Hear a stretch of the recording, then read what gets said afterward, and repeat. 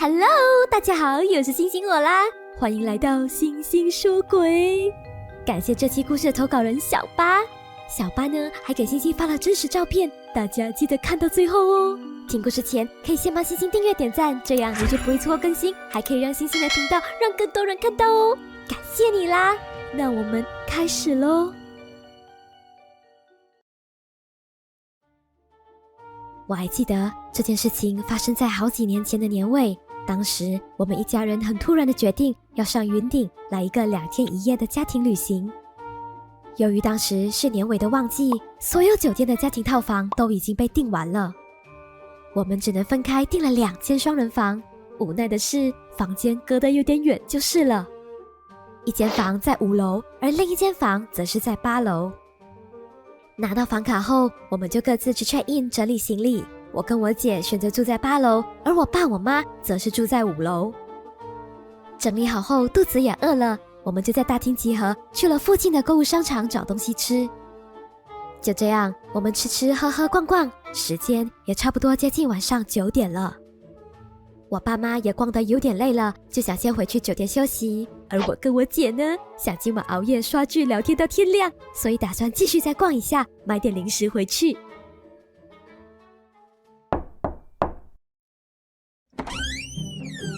哇！怎么买了那么多零食啊？你们是要开 party 哦？哎呦，哪里会多啦？这也是买给你们的。半夜你跟爸肚子饿了的话，就拿来吃啦。好啦，你们也不要太晚睡吼。之后呢，我跟我姐就回去房间开始熬夜刷剧了。我们一边吃着零食，边聊边刷剧。哎呦，简直就是不要太享受了呢。对了，你跟你那个新交的男友发展到怎么样了啊？哎呀，你很三八嘞，问那么多干嘛啦？哎呦，很激动哦。啵啵了没？我才不要跟你讲嘞。哦，那肯定是啵了咯。你不要乱猜啦！就这样，我们一边刷剧一边聊天耍废，不知不觉时间也慢慢过去了。哎，西西，差不多要5点了哎，我们要不要睡一下比较好啊？哎呦，不要啦，难得上来玩呢，我去煮多一碗泡面，再继续刷剧啊。就在我起身准备去煮面的时候，我的手机这时突然响了，而打来的人竟然是我老妈。怎么会在这个时间点打来啊？难道他们也没有睡？喂，妈，什么事啊？你们也没有睡吗？星星，你跟你姐快点过来后晚找我们啦！哈？可是现在才5点呢，不是早上10点才去大厅集合吗？哎呦，我跟你们说哦，这里不干净啦！你们快点过来后，立刻马上啦！是的，在接到我妈的求救电话后，我们就很紧张地赶去了他们的房间。接下来就让我来代替我妈的视角，继续跟你们讲述事发的经过吧。星星和冰皮回去后，我吃了点他们买的零食，时间也差不多凌晨1点了。于是我跟我老公就准备关灯睡觉了。就在我进入梦乡不久之后，我似乎听到了好像是有人在吵架的声音。你到底还想怎样啊？钱都被你拿去赌光了，我们要怎么过下去啊？你有没有为我想过啊？你讲话一定要这么难听吗？你以为我不想把钱赢回来哦？我这么做还不是为了你？你这样说我公平吗？你不要跟我扯这些，我就问你，现在钱全没了，要怎么办？要从这里跳下去吗？这就是你想要的吗？你为什么要这样逼我啊？我觉得很吵，原本都已经要睡着了，还被吵醒，就询问了我的老公。喂，老公，你有听到外面有人在吵架的声音吗？啊？什么声音？我什么都没听到啊。于是我起身望向了声音的方向，看来是酒店外面有人在发酒疯的吵架。无奈的我也只能再次躺回去尝试入睡。就在我闭上眼睛之后，我还是能听到他们吵架的声音，而且对话听得越来越清楚。你冷静一点可以吗？我不是在想办法吗？你最好快点想到办法，不然今天你就跟我一起从这里跳下去，要死就一起死！我听上去好像是一对夫妻在吵架，而且吵得非常凶。啊，我想到了，你等我一下，我有办法了。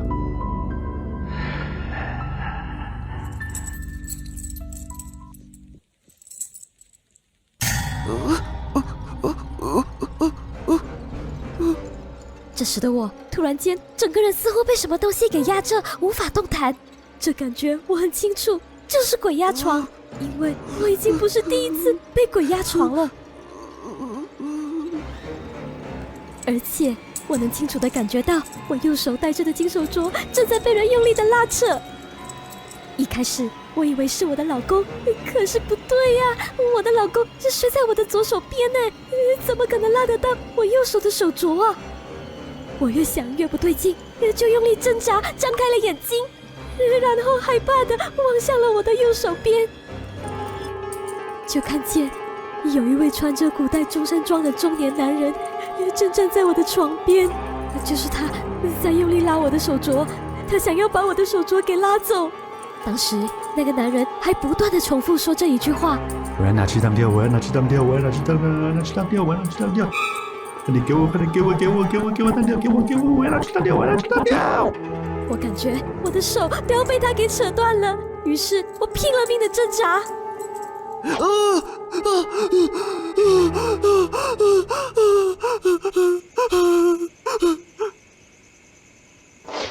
你还睡？快点给我起来啦！我惊恐的把刚刚的情况告诉了我的老公，可恶的是，我的老公没有任何反应，他怎么都不相信我刚说的，因为整个过程他都完全没有听到任何声音，更不用说看到东西了。我深呼吸冷静了一下后，还是决定继续睡觉。我猜想应该是那对夫妻赌博输钱自杀了，才要抢我的金手镯去当掉。而在我勉强自己赶快睡觉时，我还是一直听到那个男人在说话，那个声音真的很吵，我也听不清楚他在说什么，只知道当下的我还是很害怕，只能一直抓着我的老公。我以为只要继续忍耐到睡着就没事了，但谁知道那一晚我的被子一直被拉，一开始我以为是我老公扯的，但真的不是的。我的被单一直被扯到床角，我来回拉了好几次后又被扯回去。当时我内心的恐惧已经来到了极限，被折磨到忍无可忍后，我马上喊我的老公起来。哎呦，你最近是不是太压力了啊？放轻松，我先去刷个牙后。由于我实在是很害怕，也就跟着老公一起去了厕所等着。但这时我却感觉到有一股很强烈，似乎是被人注视着的不适感。转头后，我看到窗帘上似乎印着2张脸的轮廓。左边那张脸好像就是刚刚看到的那个穿着中山装的男人，而另一张脸是张女人的脸，难道会是跟他吵架的那个女人吗？我当下看到那2张诡异的脸后，直接就吓傻吓哭了。老公，窗帘那边有东西，我就跟你讲，我看到东西了啦！惊恐的同时，我立马拿起手机，慌乱地拍了几张照片。怎么了？怎么了？窗帘有什么东西？那边，你看那边啊！什么人在那里装神弄鬼的？想当然的，我老公把窗帘打开后，后面什么东西都没有。你没事吧？老公，快点收拾行李。于是我马上打电话给星星，要他们立刻赶过来我们的房间接我们。妈，你们怎么样了？还好吗？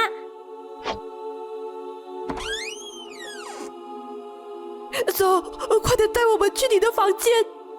于是就在一顿混乱中，我跟我姐带着我爸妈回到了我们的房间，才稍微冷静了下来。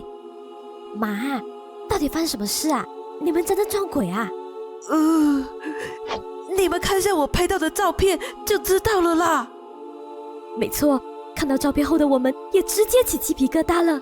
窗帘上浮出的那2张人脸，轮廓实在太具体了，要不是有照片为证，没有经历过这些的我们根本就很难相信。事情发生后，我们也没什么心情再玩下去了。行李收拾好后，我们就提早 check out， 结束了这段旅程。虽然很无奈，但看来去云顶最刺激的还得是撞鬼这件事呢。